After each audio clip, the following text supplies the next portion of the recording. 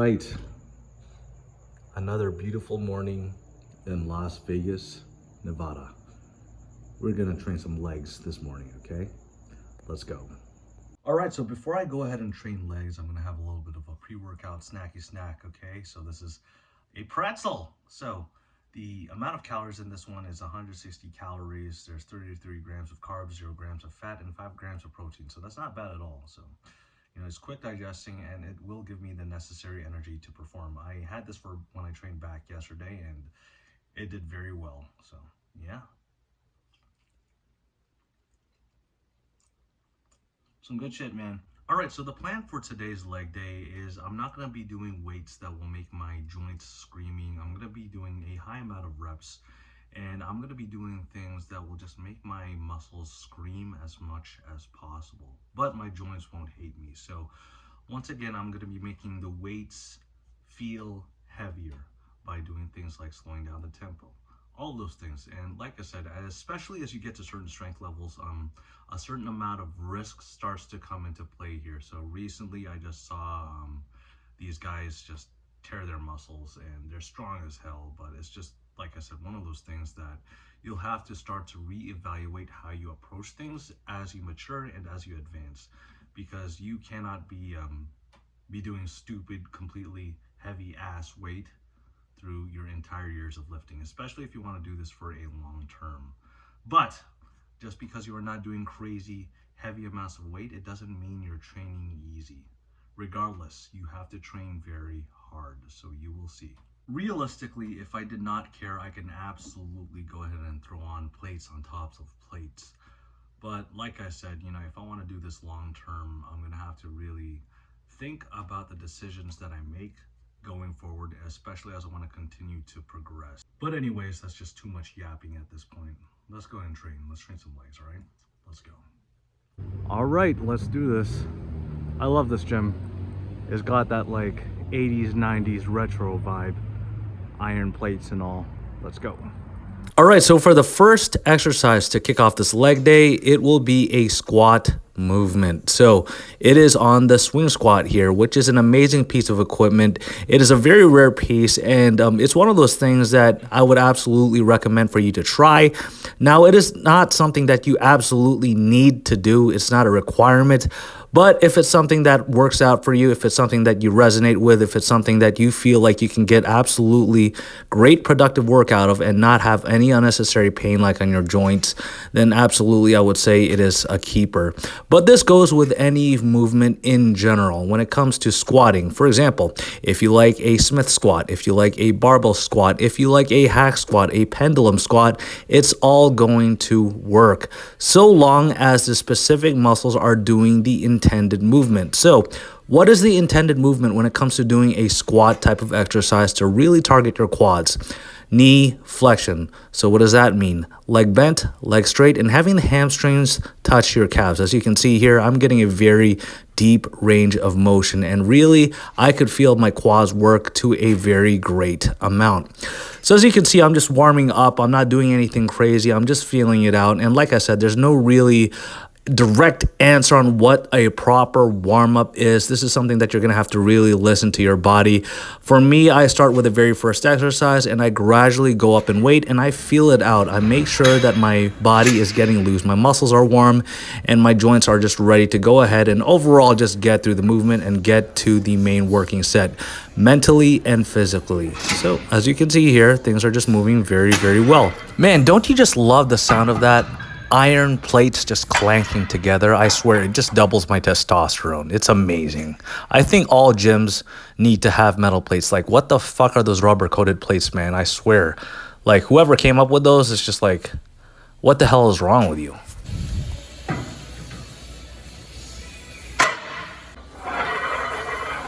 All right, enough of this warm-up shit. Let's get straight to it. Let's go. And now, time for the very first working set of the first exercise. So I am completely locked in, I'm warm, and I'm mentally ready to go. So, as you can see here, I am not just trying to rush through the movement. I am staying in complete control. I'm taking my time on the negative, and I'm making sure the specific muscles are doing the work. I'm making sure that my quads are doing the work, and I'm not just trying to bounce around the weight. I am controlling my shit. See, the problem is there's a lot of people that go ahead and they don't feel accomplished after spending like 2 to 3 hours at the gym because they are not putting in the necessary quality work and the effort together. So they're just basically missing the target. And yeah, it's all about the last reps as well. So as you can see here, I'm fighting for that last one.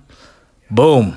Okay, this one just made me feel like absolutely shitting myself. And the second set for the back off set with 5 plates. So the last set with 6 plates under 25 absolutely just took my fucking soul. I was just like out for quite a while. And as you can see here, the same thing with the 5 plates. I'm not just trying to rush through it. Now, just because it's a lighter weight, it doesn't mean that it's any easier. If you do a lighter weight and put in a less effort by making the weight easier, then it doesn't count. Regardless if it's heavy or light, it needs to always be difficult, because without challenge there is no growth. And 5 plates with this, with an even slower tempo, made me just feel like absolutely just questioning why I was even at the gym. Like, why the fuck was I even there? I hated this. And this last rep, boom. Oh yeah, there was no way that I could get another one. That one really took me. And the second exercise, something mind-blowing, fucking hamstring curls. Imagine that. Okay, so at this point, I didn't need to warm up really. You know, I did a couple feeler sets, but I was more than warm at this point with my squat exercise on the swing squat. So now, how do you work your hamstrings? By doing a hamstring curl, okay? So it's just like, there's a lot of things that people will absolutely get mind blown on and overcomplicate.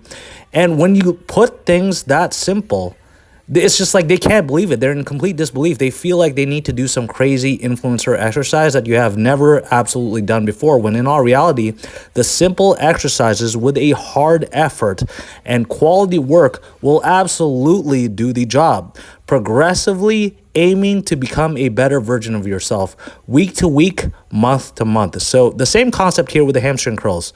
Okay, a top set and a back off set. And like I said, regardless of whatever weight I was using, I was always ensuring that I had intent with my reps and I wasn't just jerking around the weight. I was making sure that the specific muscles that I was trying to engage were being targeted and putting in a hard effort. As you can see here, I'm not just stopping early, I'm going till I literally can't.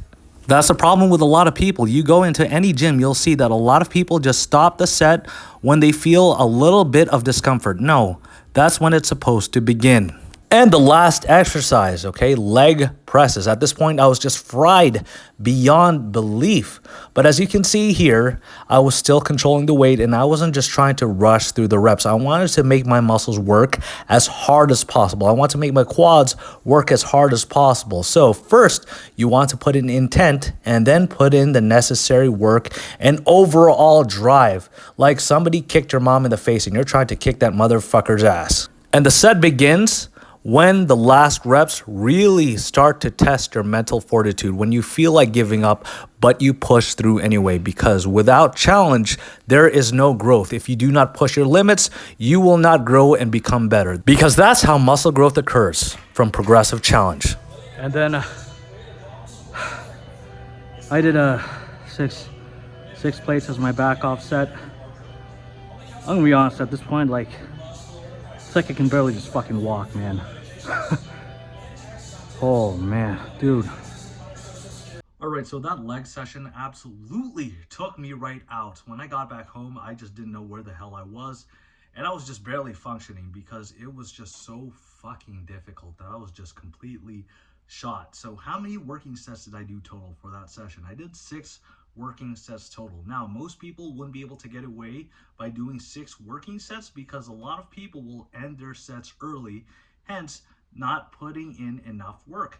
If you give them 6 working sets, they will stop the set early and not even get to the point where they feel a little bit of discomfort.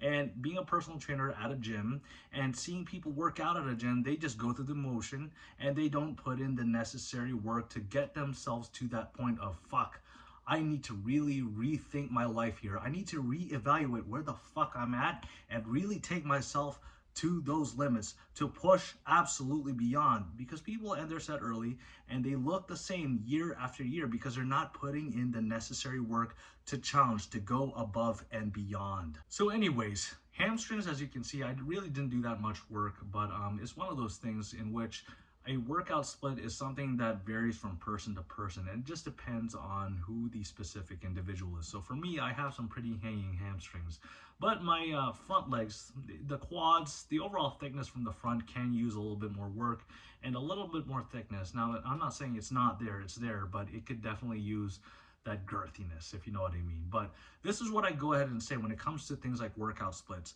From person to person, it depends on who that person is and where their weak points are and where their strong points are. Now, if you are just starting off as a beginner, any generic workout split will honestly work. But as you advance, you will see where your strong points are and where your weak points are, and this is where you're going to have to manage what needs priority within your workouts. This is where you're probably going to have to do something like pull back on chest a little bit and add a little bit more hamstrings. I don't know.